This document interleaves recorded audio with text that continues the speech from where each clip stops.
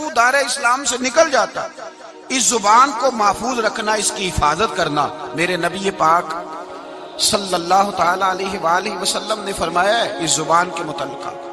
حضور علیہ الصلوۃ والسلام نے فرمایا تم مجھے گارنٹی دو زبان کی، فرمایا مجھے زبان کی اور شرمگاہ کی گارنٹی دے دو، تم مجھے میرے ساتھ وعدہ کرو کہ شرمگاہ کا اور زبان کا غلط استعمال نہیں کرو گے، تم مجھے گارنٹی دے دو میں تمہارا رسول ہو کے تمہیں جنت کی ٹکٹ دے دیتا ہوں، تمہیں گارنٹی ہے میری طرف سے، اس کا صحیح استعمال کرو، غلط استعمال نہ کرو۔ بڑا شوق ہے لوگوں کو بولنے کا، ہر آدمی تجزیہ نگار ہے، اب یقین کریں ہر آدمی تبصرہ نگار ہے۔ کسی محفل میں آپ بیٹھ جائیں، شاید ہی ہے کوئی آپ کو بولنے کا موقع دے، ایک کی بات مکمل نہیں ہوتی، دوسرا کہتا ہے تجھے نہیں پتا، مجھے تجھ سے زیادہ پتا ہے، تیسرا اس سے زیادہ۔ گھروں میں بحث ہوتی ہے، گھروں میں بحث، یہاں تک حال خراب ہے کہ ابا جی اور صاحبزادہ جی کی بحث ہوتی ہے۔ میرے رسول پاک سید عالم صلی اللہ تعالی علیہ وسلم نے اپنے مومن کو نصیحت کی بخاری شریف میں، فرمایا من کان یؤمن باللہ والیوم الآخر فلیقل خیرا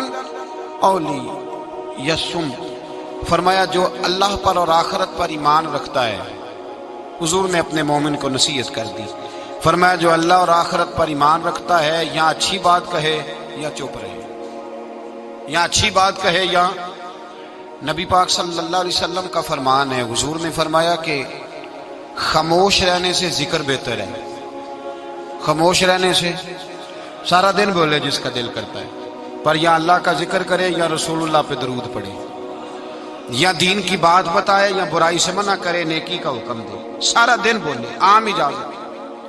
حضور نے فرمایا تیرے چپ رہنے سے اللہ کا ذکر بہتر ہے، اور تیری فضول گفتگو سے تیرا خاموش رہنا بہتر ہے۔ لا یعنی باتیں، مبہم باتیں جن کا کوئی تعلق نہیں، جن کی کوئی ضرورت نہیں، سارا دن ان پر بحث ہے، سارا دن اس پر گفتگو ہے۔ میرے حبیب پاک سید عالم صلی اللہ تعالی علیہ وآلہ وسلم نے زبان کو پکڑ کر فرمایا تھا، زبان کو پکڑ کر ایک صحابی نے کہا یا رسول اللہ، اس حدیث کو یاد رکھیے گا، کہا حضور آپ کو کیا لگتا ہے، کیا لگتا ہے آپ کو کہ سب سے زیادہ کس بات کا خوف ہے اپنی امت پہ، کیا ہو جائے گا، کس بات سے آپ اتنے پریشان رہتے ہیں؟ تو نبی کریم علیہ السلام نے زبان اقدس کو ہاتھوں سے پکڑ لیا، فرمایا تمہارے وجود کے اس حصے سے مجھے بڑا ڈر لگتا ہے، یہ جو تمہارے وجود میں زبان ہے نا، چھوٹا سا ٹکڑا، اس حصے سے مجھے بڑا۔ ہمارے استاذ گرامی ایک لطیفہ سنایا کرتے تھے محبت کے ساتھ، اچھا جو لطیفہ خواتین کے حق میں مضر ہونا، مرد اسے رٹا لگا کے یاد کر لیتے، حالانکہ یہ دونوں کے حق میں بات ایک جیسی ہے۔ وہ کہا کرتے تھے کہ زبان جو ہوتی ہے نا یہ نقصان کرتی ہے۔ وہ فرماتے تھے کہ ایک پیر صاحب کے پاس بی بی گئی تو اس نے کہا میرا خامن جھگڑا بڑا کرتا ہے، سویرے لڑائی شروع ہوتی ہے تو شام تک، اور شام کو شروع ہوتی ہے تو جاری رہتی ہے۔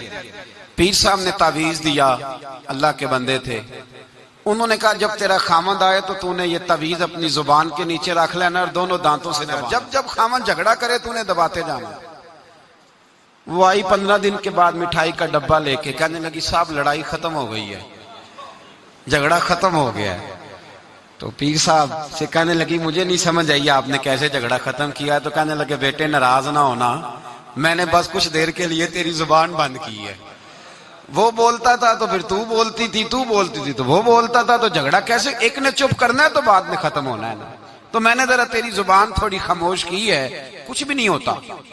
خاموش رہنے والا آدمی کا پلڑا بھاری رہتا ہے، یہ یاد رکھیں، جو چپ کر گیا وہ بچ گیا، من سمت نجا، حضور فرماتے ہیں جو چپ کر گیا وہ نجات پا گیا، جو شور کرے اس کو بھی لتاڑے، اس کو بھی لتاڑے، اس کو بھی لتاڑے۔ نبی پاک صلی اللہ علیہ وسلم نے فرمایا جو مومن خاموش بیٹھا ہونا اس کے پاس جا کے بیٹھا کرو، وہ تو کوئی حکمت والا شخص ہے، وہ تو کوئی حکمت والا ہے، اس کے پاس جا کے بیٹھو۔ ارادی رائے نہیں، آوارہ خیالی ہو گئی، پہلے غلط سوچ بنانا پھر بیان کرنا، وہ اس طرح کا ہے، وہ اس طرح کا ہے، وہ اس طرح کا ہے، لگتا ایسے ہے جیسے دنیا میں کوئی اچھا رہا ہی نہیں، سارے برے ہو گئے۔ لوگ گفتگو چھیڑتے ہیں، کسی کی عزت محفوظ نہیں رہتی، اور پھر یہ زبان ہماری آزاد خیالی، آوارہ خیالی ہمارے لفظوں کی، اس سے جھگڑا بھی پیدا ہوتا ہے، غیبت بھی ہوتی ہے، جھوٹ بھی نکلتا ہے، جو آدمی زیادہ باتیں کرتا ہے وہ لوگوں کے راز بھی بیان کرتا ہے، وہ بہت ساری خطاؤں کا پتلا بن جاتا ہے. اور نبی پاک سید عالم صلی اللہ تعالی علیہ وسلم نے جب اس کو بیان کیا تو حضور نے فرمایا یاد رکھو، باتیں زیادہ نہ کرو، سوچ کے بولا کرو، تولا کرو تم کیا کہہ رہے ہو، اپنے لفظوں پر غور کیا کرو. یا رسول اللہ صلی اللہ علیہ وسلم اس کی بھی تاکید ہے؟ تو میرے نبی پاک صلی اللہ علیہ وسلم نے فرمایا کبھی بولتے بولتے بات کرتے تمہیں پتہ ہی نہیں ہوتا، تمہاری زبان سے ایسا اچھا جملہ نکلتا ہے کہ رب تمہارے اس جملے کی وجہ سے تمہارے لیے جنت کا فیصلہ فرما دیتا ہے. اور حضور نے دوسرا پہلو بھی بیان کیا، فرمایا سوچا کرو، بات کرتے وقت سوچا کرو، غور کیا کرو، خیال کیا کرو. کبھی تمہاری زبان سے ایسا جملہ نکلتا ہے، ایسا فکرہ نکلتا ہے، ایسا فکرہ تمہیں نہیں پتا ہوتا تم کیا کہہ گئے ہو، لیکن اس ایک جملے کی وجہ سے رب تمہارے لیے جہنم کا فیصلہ کر دیتا ہے. جہنم کا. ہم لوگ نا بعض اوقات کسی شخص کے بارے میں ایسا سخت لفظ بول دیتے ہیں، بندہ غریب ہوتا ہے، کبھی مجبور ہوتا ہے، وہ جواب نہیں دے پاتا، اس کے پاس طاقت نہیں ہوتی، وہ ڈرتا ہے. لیکن یہ جو لفظوں کا زخم ہوتا ہے نا، یہ روح پہ زخم لگا جاتا ہے. ساری زندگی بات بھولتی نہیں، ساری زندگی نہیں بھولتی، ساری زندگی. ایک شخص نے مجھے کہا کہ میں بیمار ہو گیا ہوں، فلاں آدمی مجھ سے ناراض ہے، میری صلح کرا دیں. زندگی کا پتہ نہیں. میں نے ان سے گزارش کی، میں نے کہا یار صلح کر لیں. وہ کہہ رہا ہے، کہنے لگے میں آپ کے کہنے پہ صلح کر لیتا ہوں، لیکن جو لفظ اس نے کہے تھے وہ مجھے بھولتے نہیں. وہ جملے میری آنکھوں کے سامنے، اس کو نہیں کہنے چاہیے.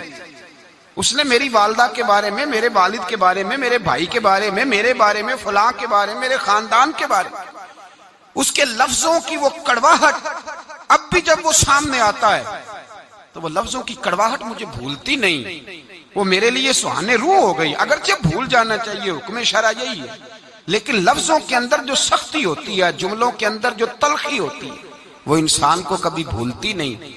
وقت گزر جاتا ہے، ہم تھوڑی دیر کے لیے اپنی زبان کو اگر قابو میں رکھ لیں، پابندی لگا لیں، کچھ دیر کے لیے اپنے اوپر کنٹرول کر لیں، تو ہو سکتا ہے بہت ساری روحوں کو ہم گھائل کرنے سے بچ جائیں. میرے نبی پاک سید عالم صلی اللہ تعالی علیہ وسلم نے کبھی کسی شخص کی سخت گفتگو کے جواب میں بھی سخت جملہ نہیں بولا. سخت بات نہیں حضور کہتے، نرم گفتگو کرتے، نرم بات کرتے. اور جب بات کرتے تھے، صحابہ کہتے ہیں شدید. ایک بندہ جمعے والے دن آیا تو وہ چلنے لگا، چلتا چلتا بہت سارے لوگوں کو کراس کرتا آگے آیا. تو حضرت ابو ہریرہ فرماتے میں حضور کے چہرے کے تیور دیکھ رہا تھا کہ نبی پاک بڑے ناراض ہیں اس سے، حضور کے چہرے کے تیور. اور مجھے آج لگتا تھا کہ حضور جلال کریں گے، سخت اس کے بارے میں احکام ارشاد فرمائیں گے. لیکن جب وہ آیا، قریب آیا، تو حضور نے فرمایا چل بیٹھ جا، تو نے بڑے لوگوں کو تکلیف دی ہے، کسی کو تکلیف نہیں دینی چاہیے. کہتے ہیں جملے میٹھے ہو گئے، لفظوں کے اندر جو ہم بات محسوس کر رہے تھے وہ ہمیں نہ نظر آئی. میرے بھائی اپنی زبان کو کنٹرول میں، اس لیے میرے نبی پاک علیہ الصلوۃ والسلام نے فرمایا پہلوان وہ نہیں ہوتا جو کھاڑے میں اترے تو سامنے والے کو گرا دے.